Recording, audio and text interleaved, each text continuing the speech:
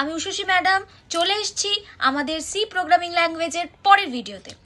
আজকে আমরা শিখে নেব pattern printing using for loop. Hello students, আমরা এসে গেছি আমাদের স্ক্রিনে, যেখানে আজকে আমরা শিখে নেব pattern printing using for loop. আচ্ছা, প্যাটার্ন প্রিন্টিং জিনিসটা কি? প্যাটার্ন প্রিন্টিং হলো মানে যে কোনো ধরনের একটা প্যাটার্ন যদি আমি তোমাদেরকে দিয়ে দিই বা আমরা দিই, তাহলে সেটাকে কিভাবে আমরা প্রিন্ট করব। ঠিক আছে, ধরা যাক আমি একটা প্যাটার্ন দিলাম এই রকম, প্রথম লাইনে স্টার, পরের লাইনে দুটো স্টার, তারপরের লাইনে এরকম তিনটে স্টার, তারপরের লাইনে এরকম চারটে স্টার, তারপরের লাইনে এরকম পাঁচটা স্টার। ঠিক আছে, ধরা যাক এরকম একটা প্যাটার্ন আমি দিয়ে বললাম এটাকে প্রিন্ট করতে হবে। ঠিক আছে, কিভাবে করব? এখানে দুটো ফর লুপ চলবে। একটা ফর লুপ আই, সেটা হচ্ছে নাম্বার অফ রোজ এর জন্য, যে কটা লাইন প্রিন্ট হচ্ছে সেইটার জন্য হচ্ছে আমাদের আই লুপ। আর যে লুপটা কিসের জন্য? যে লুপটা হচ্ছে এক একটা লাইনে কটা স্টার প্রিন্ট হচ্ছে সেটার জন্য। তার মানে আই লুপ কি হচ্ছে? কটা লাইন আছে সেটার জন্য।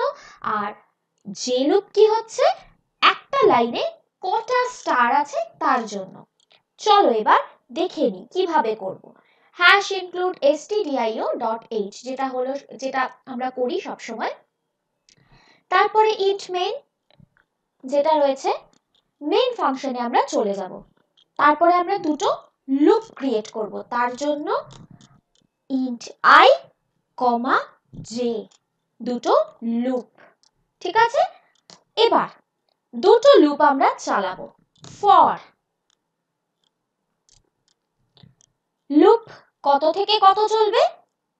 আমার এখানে পাঁচটা লাইন আছে, তাই তো? তাহলে আমার এখানে পাঁচটা লাইন যদি থেকে থাকে, তাহলে কি হবে? আমাকে 5 অবধি চালাতে হবে। i equal to 0, i less than equal to 5, আর i প্লাস প্লাস, তাই তো? এই চলবে। ঠিক আছে,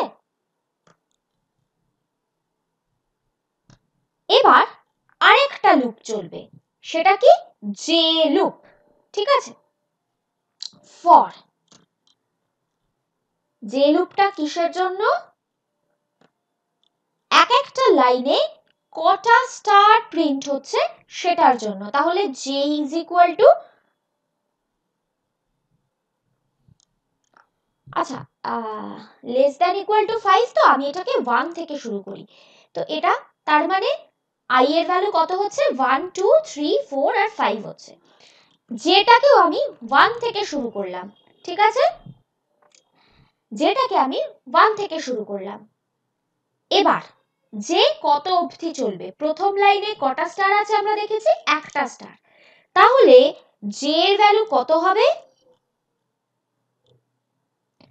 জে এর ভ্যালু প্রথম লাইনে যদি একটাই স্টার প্রিন্ট হতে হয়, তাহলে কত হবে? 1। পরের লাইনে দুটো স্টার প্রিন্ট হতে গেলে কত হতে হবে? 2। পরের লাইনে তিনটে স্টার প্রিন্ট হতে গেলে জে এর ভ্যালু 3 হতে হবে। আবার পরের লাইনে 4, তারপরের লাইনে 5। i এর ভ্যালু কত আছে? i এর ভ্যালুও কিন্তু আমার এখানে 1 2 3 4 5 আছে, তাই তো? এখানেও আমি কি দেখছি? আমাকে জে এর ভ্যালু প্রথম লাইনে এন্ড ভ্যালুটা 1 হতে হবে, পরের লাইনে 2, তারপরের লাইনে 3, তারপরের লাইনে 4, তারপরের লাইনে 5 হতে হবে। তাহলে এটা আর i এর ভ্যালু তো সেম।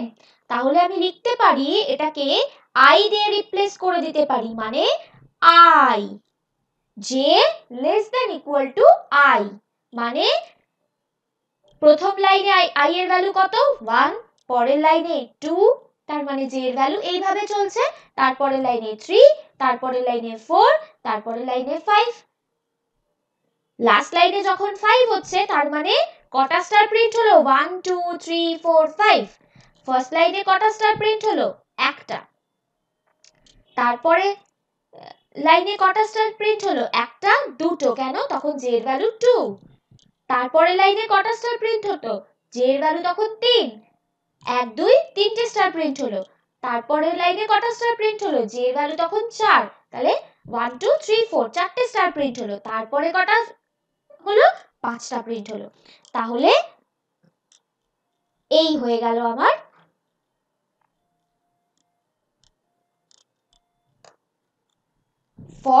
ফরের যে লুপটা। ঠিক আছে, এবার আমি কি প্রিন্ট করব? কি প্রিন্ট আছে আমার? স্টার। স্টারের পরে কিন্তু একটা স্পেস দেওয়া আছে, ভালো করে দেখো। তাহলে আমরা কি করব? প্রিন্ট স্টার স্পেস দিলাম, সেমিকোলন দিলাম। ঠিক আছে, সেমিকোলন দিলাম। দিয়ে এবার আমি কি করছি? প্রিন্ট এফ হবে এখানে। আচ্ছা, এবার এখানে আমাকে একটা নিউ লাইন করতে হবে। কেন? যাতে আমি পরের লাইনে চলে আসি, না হলে কিন্তু স্টারগুলো পর পর পর পর প্রিন্ট হতে থাকবে। ঠিক আছে, আচ্ছা আমি এটাকে না করে আমি দেখাই, তাহলে তোমরা আরো বুঝতে পারবে। রান করি, দেখো স্টারগুলো পর পর পর পর চলে এসছে। সে এবার যদি আমি একটা নিউ লাইন করি তাহলে দেখো সেই জিনিসটা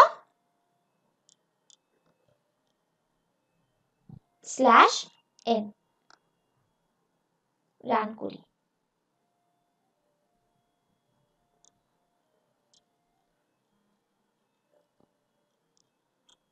সরি, এখানে আমি সেমিকোলন দিতে ভুলে গেছি। দেখো তাহলে প্রিন্টএফ যখন আমি একটা নিউ লাইন দিচ্ছি তখন কি হচ্ছে? একটা ফর লুপ ঘোরার পরে পরের লাইনে চলে যাচ্ছে, আবার একটা ফর লুপ ঘুরছে, আবার পরের লাইনে চলে যাচ্ছে। তো তাহলে আমরা কিন্তু এইভাবে প্যাটার্ন প্রিন্টিং করতে পারি। যে কোনো ধরনের প্যাটার্ন প্রিন্টিং আমরা কিন্তু করতে পারি। ঠিক আছে, তাহলে আমরা কি করলাম? দুটো লুপ চালালাম। একটা হচ্ছে ফর নাম্বার অফ লাইনস, সেটা হচ্ছে i, আর একটা হচ্ছে এক একটা লাইনে কটা করে স্টার প্রিন্ট হচ্ছে সেটার জন্য, সেটা হলো আমাদের j।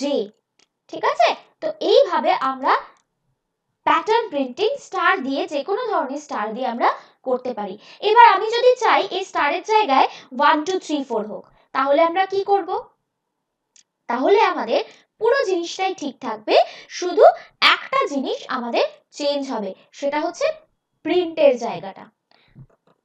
প্রিন্টের জায়গাটায় দেখো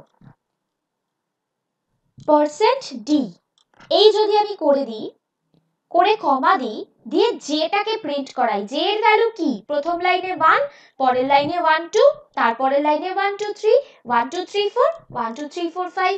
ঠিক এইভাবে জে এর ভ্যালুটা যাচ্ছে। তাহলে আমরা যদি জে এর ভ্যালুটাকে প্রিন্ট করাই তাহলে দেখি তো কি দাঁড়ায়। দেখো আমাদের নাম্বার দিয়ে কিন্তু একটা প্যাটার্ন প্রিন্ট হয়ে গেল। ঠিক আছে, এইভাবে আমরা যে কোনো প্যাটার্ন প্রিন্ট করতে পারি। আরেকটা জিনিস, সেটা হচ্ছে আমরা আরেকটা জিনিস করতে পারি, সেটা হচ্ছে এখানে দেখো i এর ভ্যালুটা 5 অবধি নেওয়া আছে। এটাকে যদি আমরা ইউজার ইনপুট নিই, মানে ধরো নাম্বার অফ রোজটাকে আমি ইউজারের থেকে নিলাম, মানে ধরো আর একটা ইনপুট নিলাম। কি করলাম? Print F enter number of lines. ঠিক আছে, তারপরে কি করলাম? scanf %d